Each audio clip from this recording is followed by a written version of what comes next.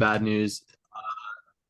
Brandon started three betting like an appropriate amount. I think this session's three bet frequency from him was, I can check real quick. His three bet frequency for the session was almost is like 25.4%. So it's like Okay, really high. so a few things. Mhm. The main thing I'm gonna like stress is like basically all of it will revolve around over updating. So number one, like don't over update on like how much he's winning based on this session, right? Yeah. Two, don't Sure. over update on like his three bet frequency. Like a lot of this had to do very, very plausibly, or at least part of this had to do almost for certain with the card distribution today. Yeah, for In sure. terms of him winning, in terms of his three bet percentage, in terms of a lot of things. Okay. So like his three bet, like you said you lost 6 and change, like I know, like call that 6 point, call it 3 buy-ins. Like, yeah, this was like expected to happen at some point. Okay. Yeah. Like you should zoom out a little bit. Yeah, like we've run really well. Okay, he got a little bit of it back. Fine. Like what were okay. Where did all the loss come from today? I bluffed off my stack twice. Okay. The first bluff was not solver approved. The second bluff was solver approved. Okay.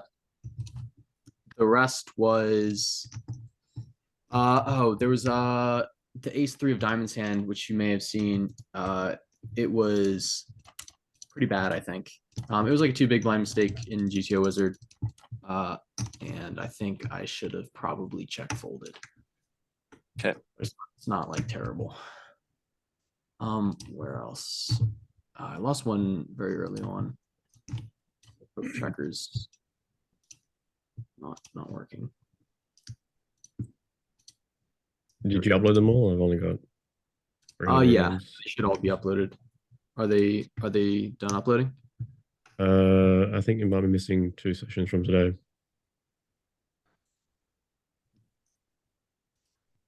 Let me check. That should be all of them.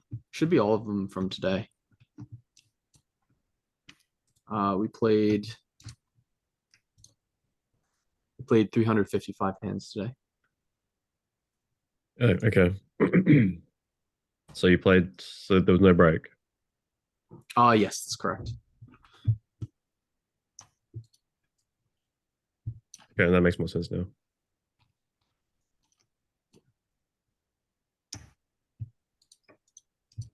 All right. Yeah, I mean what I'm like hoping to contribute. I didn't watch very much today. Like basically at all. But yeah, the main things I would like to like really try and like put into you is that like yeah, like eventually this was going to happen, most likely. And like not to over update in terms of like don't over update on like win rate, don't over update on his strategy, don't over update on like if he's changed everything about his game and like now we need to like radically change course. Like like if this kept up for a week where all of a sudden like for the last week he's had a 3 bet percentage that was really high, I would start to think like it's really tempting over small sample sizes to like radically change your play. And in something like that makes sense. Like if it's like live poker against fish, it doesn't make sense against Brandon in this heads up tournament to be like, sorry, this heads up challenge to be just radically changing everything based on like one session. I agree with that. Yeah. This was session like 20. Say again? This was session like number like 15 or 20 or something, somewhere around that range, right? Yeah, yeah, around 50. like okay, yeah, I'd be very surprised if like at least part of what we saw today wasn't regression to the mean in or like either like regression to the mean in terms of like card distribution, some effects where like like as a human, you're going to notice a lot of things and like really want to change them, and like you're going to way over update because that's what humans do. So just like I know, be a bit just like I know, take a step back, and it's like it's obviously fine. So yeah.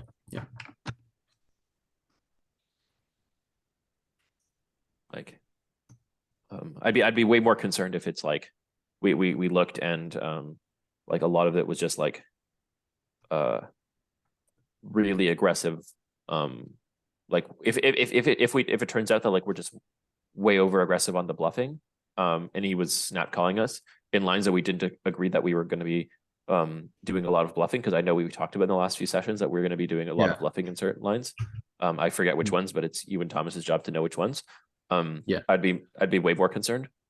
So but like I don't think that's the case. I think like it's very plausible that like yeah, poker is a high variance game, and I think things are still fine. And like you'll probably know based on some showdowns about what happened. Like if he happened to just like if you were bluffing, or if you were bluffing into him and he was calling down with made hand with strong hands as opposed to bluff catchers, I'd be like, if he's bluff catching you with like the quote unquote strong hands and not bluff catchers, like hands that he should call no matter what because they bleed some of your value, then like I'm not concerned at all. Actually, that's it's just unfortunate. If it was like he was bluff catching us and we thought he was over bluffing, and like he was always bluff, like I'd be a bit concerned. But I guess that's what the analysis is going to be about.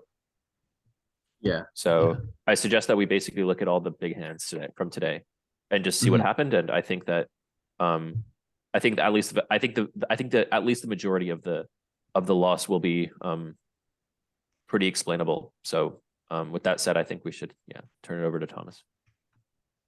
I agree with that. We can take a look at the hands. Yes. I mean, this sample hasn't really changed too much about his overall 3-bet percentage. What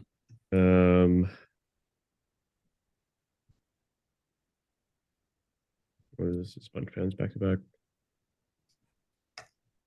This way. Yeah, it's the ace-3 hand I think was bad.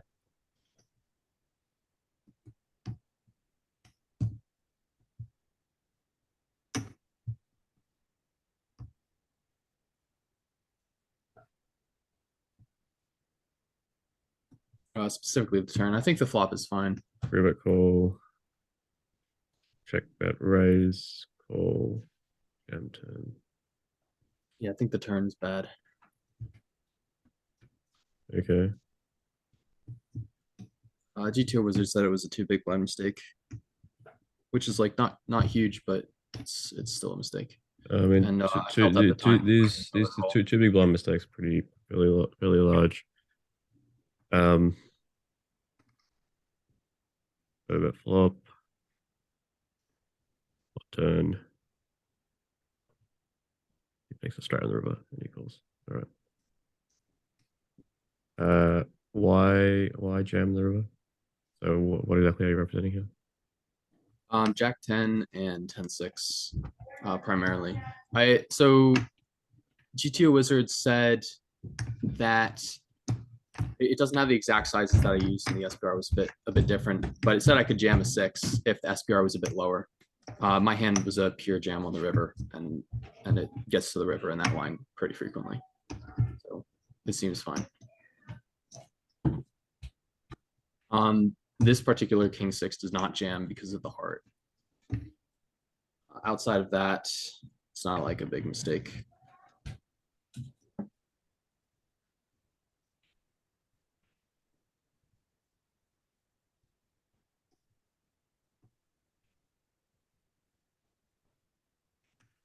Wait, what happened here? You made the straight on the first one. 4-bet pot. Okay, so that jams the flop. He just jams the flop, yeah.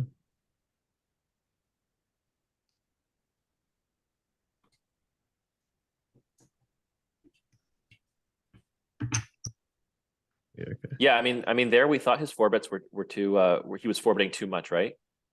I Yeah, just and want he to go was back to the queen ten hand. Yeah, I mean, if it's four betting too much, you should just jam this preflop. Yeah, I did think of that. Yeah, maybe I should have jammed it. Okay, no, just like we agreed basically that he was four betting too much, right? In the last session, in the last coaching Yeah. session, right? Like the entire purpose of the exploits was that we were going to be exploiting the fact he's over four betting, and like if he but like he's still four betting kings and aces, so like that seemed fine to me, like Yeah, overall. yeah, for sure. Come to think of it, I don't think he four bet me that frequently this session. He I know it's like a very small sample, but it feels as though he altered his gameplay. And going forward, I think we should keep an eye out for that. I don't think he's altered his gameplay at all. Yeah, this is what I mean. Your instinct is going to be because you played with him for You, 3 hours. you've played 300 hands and he got dealt kings twice and aces. Sorry, kings and ace king. Like he just got lucky. And I think maybe you were over adjusting to it, and as a result, you end up doing off some more than you didn't need to. Yeah. Like I don't really understand this one. Yeah, I think the turn call like that probably is bad. This was from Thursday's session.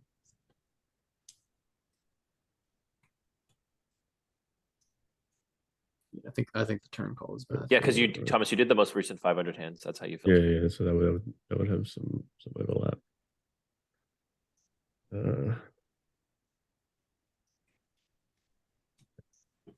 I mean,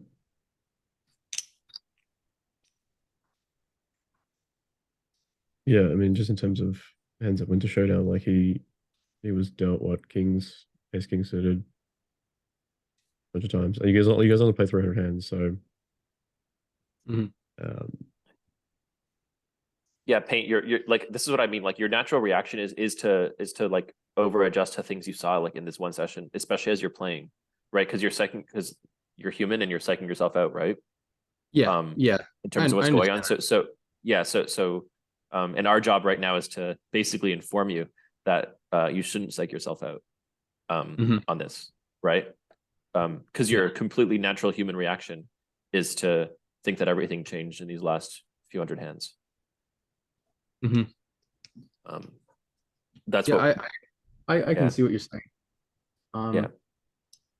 Yeah, and I wouldn't really be as concerned as I am. I understand I may be overreacting mentally to this, but we did have a pretty long weekend, and while he did travel, so I didn't expect him to do that much studying, but I think it's possible that he did. So that's maybe, but I don't really see it. You guys played 300 hands. It's not. Yeah, I agree. It's a very small sample. I think you should forget about it completely. All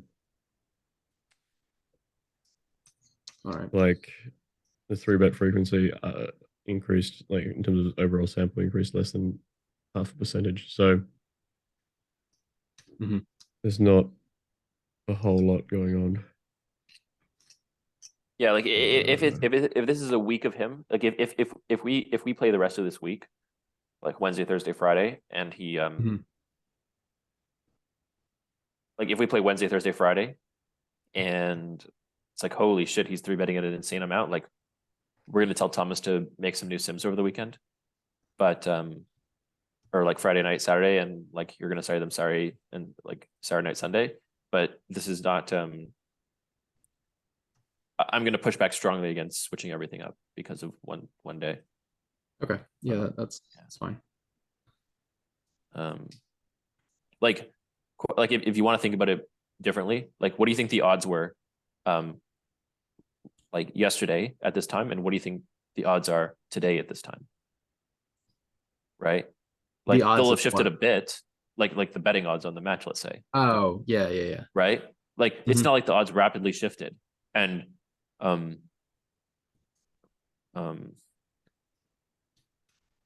yeah, like if the odds didn't rapidly shift, but you want to rapidly shift everything, that'd be odd. Yeah.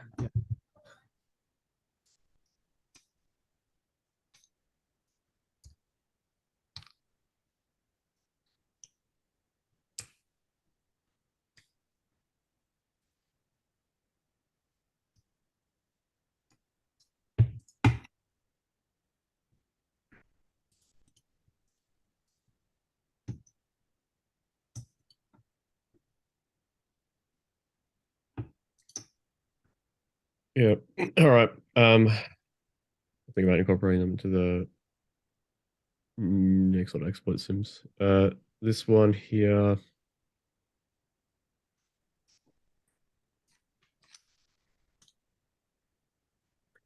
This one here is the GTO sim for version 6, small blind open version 6. This has got the 3.3 big blind open size as well. And in the unlocked sim, it's happening at 8.4% of the time, which is pretty good. That's more than I thought. Yeah, and then in a locked sim, it's at 17%. So 14.9 BB, which is about one big blind per 100 more than without this size. So if the size was just removed, it would be 13.9. Okay. And this is the max exploit goes up to 19.4. But this is like it's a lot of limp raising. So here, limp ISO like 53% raise frequency here. Because it's overfolding and under three betting you. Under four betting you. So essentially you get see the flop for free and then you check back. Okay. When he checks you to catch up. So I would suggest that you probably learn one of these two. I'll send you maybe this one. Can you send me both? Yeah. So I send them both to you. Maybe you should learn from probably this max exploit one. Probably going to be a little bit better for you. Then once we get a better idea of his 3-bet frequency, maybe his 3-bet frequency is a little bit bigger than what we'd expect, but probably not by much. And then we adjust it from there. Because the GTO 3-bet frequency against a small size is 20.5, against the medium size here is 18.8, and then against this big size is 17.4, which is all still bigger than what his 3-bet frequency is. It's currently sitting around 16.5. So and this is the ISO frequency is 35%, and his is about 34%. And then the fold versus the 3-bet here is at 42%, but his folding is sort of 10% more than that. So significantly over folding, and he's not really betting anywhere near as much as this. Anyway, I'll send all these so you can probably learn it tonight and tomorrow and start implementing it if you want. Because the sooner you start implementing the extra size, the more information that we have about how he's playing against it in the long run. Yeah. So I would suggest you just sort of ignore today for now, because it's probably just going to make you more upset. So don't look through any of the hands from today, because it's not necessary. The sample was only 300 hands. How many hours did you play? Oh, we played 3 hours today. Okay, yeah, that explains it as well. Yeah, try if you can to make sure that you play the 2 2-hour sessions when you do play, just because that means that he'll tire out, and he seems to tire out pretty quick. Compared to you, so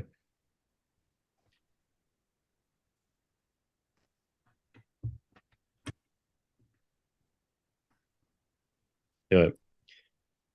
So with all that said, I'll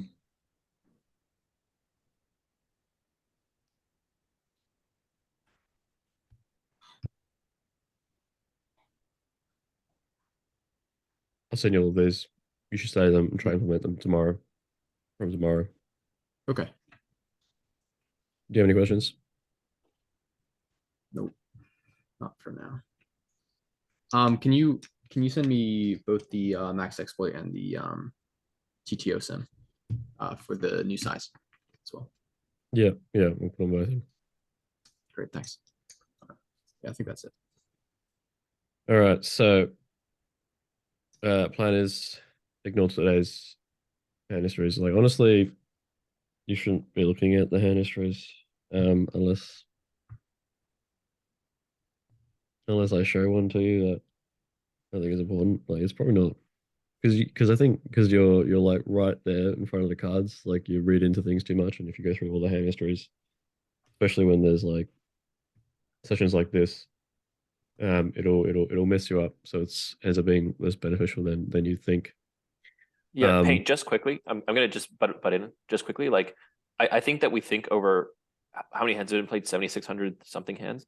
I think we'd say that in general you've outplayed him. Yeah, I agree with that.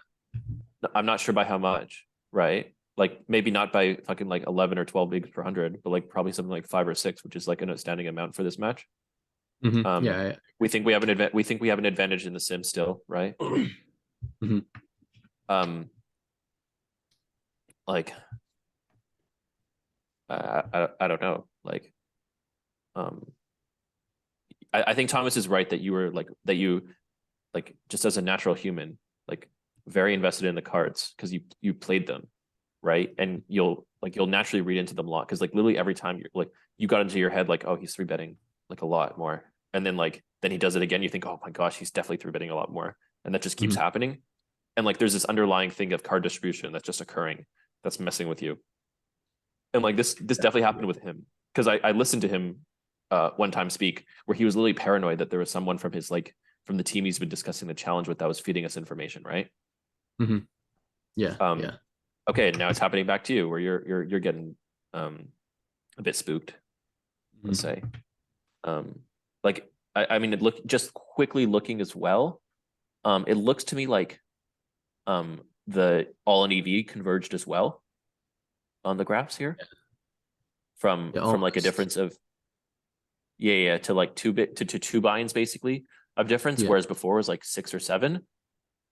So like 4 to 5 binds of it is convergence. 4 to 5 binds of it is or like maybe 4 to 5 binds is convergence of all in EV, and 5 to 6 bind, like when I say convergence, like he ran better in the all in EV spot. And 5 to 6 binds is, call it actual all in EV. That's not even accounting for card distribution. And I really want to stress that I don't want to like the last like since the downswing started of 10 binds, like if almost half of it is just all in EV convergence, and half of it is play, or and then like let's say 4 of those binds is just card distribution, or 4 to 5, like you guys could be even players over that sample, and we really just don't want to like in terms of you looking over at hand histories, like getting more into your head, like this is when the psychology starts. Is what I'm trying to stress. Like today it looks like it was actually 1954 binds of EV loss and not 6.5 binds of actual green line, which is what happened, right? So you're right. So there's 2.5 right there from today, and like I know I can like just look at you and tell that you're feeling a bit distraught, and like you're gonna want to pour over every hand history. So so strong recommendation is to not look at any of the hands today. You understand that? So don't look at the hands today, and instead just to study the new preflop stuff that I'll send you. Great. So between now and tomorrow, you can start implementing the new strategy with the exercise, and then we'll see how that goes. All right. Because there's not going to be any real benefit in looking over the hands today. Like there's only 350 hands, and you ran somewhat poorly, so there's literally nothing that's beneficial to you to look through them. I'll look through them, and then if I see something that could help, then I'll let you know. But you shouldn't be looking through them. Okay. Okay, we'll do. Yeah. Yeah, I send- agree with Thomas looking through him, and like he'll probably come up with maybe a few hands that should have been played differently. But I mean that's obvious. Like that's the case for literally probably every day when you play, you know, a few hundred hands of heads up where you play every hand. So Yeah. so all good. All right. I think we've got a plan. We'll ring off now so you can you should take a break. Right, eat some food, maybe go for a walk outside, and then come back in and start studying and just avoid thinking about what happened today, yeah? Deal.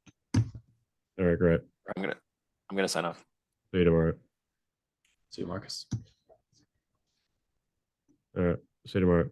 Bye. I'll send all the stuff. Yeah. All right, great. Thanks.